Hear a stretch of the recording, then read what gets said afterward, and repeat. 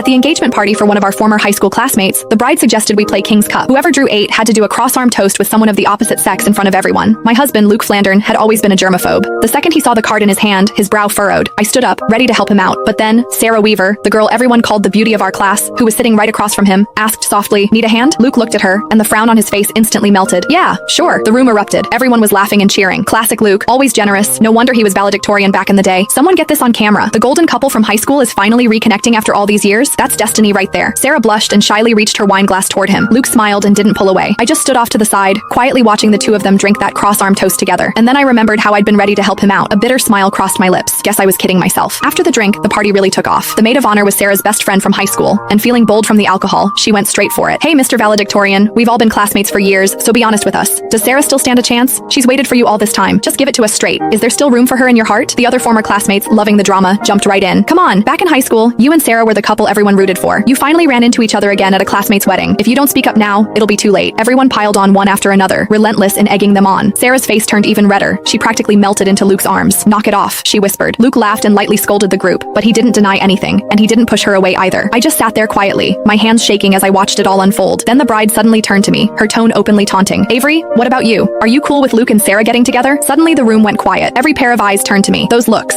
curious, mocking, hungry for a show, yanked me straight back 10 years, to the day Sarah confessed to Luke. I remembered it like it was yesterday. It was a sunny afternoon during gym class. In front of everyone, Sarah laid her heart out to Luke. At the time, Luke was already my boyfriend. Too embarrassed to turn her down directly, he shot me a helpless look. Acting on instinct, I stepped in front of him. "Sarah, Luke doesn't like you. Please stop putting him on the spot." Sarah froze. Her eyes went red, and tears immediately started streaming down her face. Luke's expression shifted too. Without a second thought, he shoved me aside and ran after her. The people around us immediately started whispering, "Avery's out of line, don't you think? What does who Luke likes have to do with her? She's such a busybody. For real, who does she think she is? Just because she sits next to Luke, she acts like she owns him. So gross." I stood there helplessly, trying to explain that I wasn't just his desk mate. I was Luke's girlfriend. But just then, Luke came back to grab some tissues. He heard what I said and stopped in his tracks. "She's joking." He said it to the classmates around us, defining our childhood sweetheart relationship of a year and 8 months with a single sentence. For that entire gym class, I endured the strange looks from everyone around me until I wished the floor would open up and swallow me. That night, I hid in my room and cried by myself when Luke knocked on my door. He apologized, saying he hadn't meant it that day. He just didn't want everyone gossiping about us, so he hadn't admitted we were together. He also said I shouldn't have been so harsh with Sarah. She had cried for a long time afterward, and he couldn't stand seeing her like that. In the end, he gave me a braided bracelet and made me a promise that once we graduated, he would officially tell everyone we were a couple. 10 years later, that braided bracelet was still wrapped around my wrist. I snapped back to the present. The bride was still defending her best friend. "Sarah, don't try to stop me. Back in high school, Avery was always causing problems. If she hadn't gotten in the way, you and Luke would have been together ages ago. You never would have had to wait this long. Avery ruined your happiness. Today, I'm getting to the bottom of this. Avery, answer me. Do you support Luke and Sarah being together or not?" The bride glared at